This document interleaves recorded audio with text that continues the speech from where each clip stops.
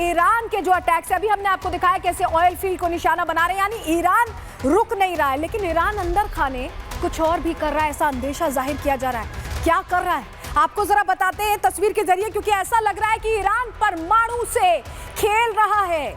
जी हाँ, वही परमाणु जिसको लेकर अमेरिका कहता था कि हम इन्हें परमाणु शक्ति नहीं बनने देंगे। जरा दो तस्वीर आपके सामने रख रहे हैं, ये देखिए, ईरान में भूकंप के झटके महसूस किए गए और अभी इस वक्त महसूस किए गए, आप समझिए। और सिर्फ ईरान में ही नहीं, अमेरिका में भी भूकंप आया है, लेकिन ईरान का भूकंप कुछ अलग माना जा रहा है, कुछ अलग है इस भूकंप में। ये वो नॉर्मल अर्थक्वेक नहीं है जो आता है। हम क्यों ऐसा कह रहे हैं, हम आपको जरा विस्तार से इस बारे में जानकारी देंगे, क्योंकि ये तस्वीर थोड़ी अलग है। आप समझिए, ईरान में जो भूकंप आया है उसकी कहानी दूसरी। जरा कहानी आपको बताते हैं। ईरान में आपको बताएं कि 4.3 तीव्रता का भूकंप आया है और ये झटके ऐसे समय में आए हैं जब कहा जा रहा है कि न्यूक्लियर स्टेट नहीं बनने देंगे।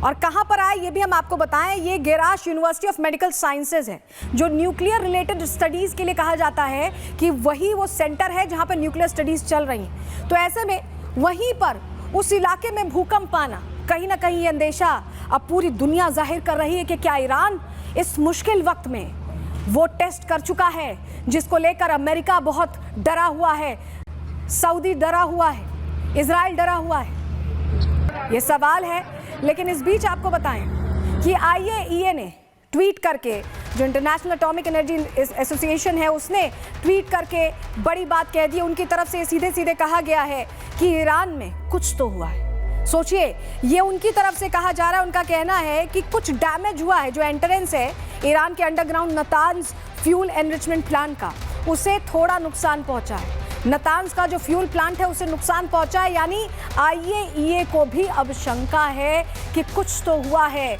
ईरान में, जिसके चलते ये भूकंप के झटके महसूस किए गए। और ये खबर बहुत टेंशन में डालने वाली है अमेरिका को, ये खबर बहुत टेंशन में डालने वाली है इजराइल को। सवाल यही है कि क्या वाकई कोई परमाणु परीक्षण किया गया है। डिटेल आपको इस पर दे देते हैं ग्राफिक्स के जरिए। चलिए, पूरी जानकारी आपके सामने रख रहे हैं, आपको बताते हैं। देखिए, ईरान में आज आपको बताएं 4.3 तीव्रता का भूकंप आया।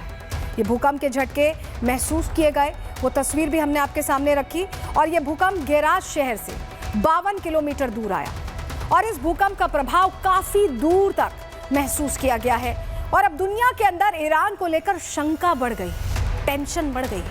सवाल है कि क्या ईरान न्यूक्लियर परीक्षण कर रहा है। साल 2024 में भी ईरान में ऐसा ही एक भूकंप आया था, तब भी कहा गया था कि ये ईरान का परमाणु परीक्षण है।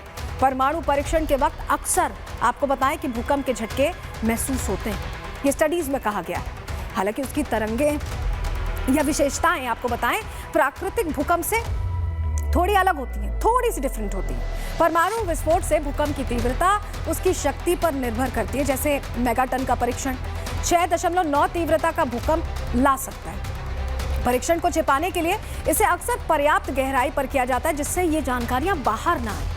ईरान का हालिया भूकंप सिर्फ 4.3 तीव्रता वाला है, ऐसे में इसे सिर्फ परमाणु परीक्षण नहीं कहा जा सकता।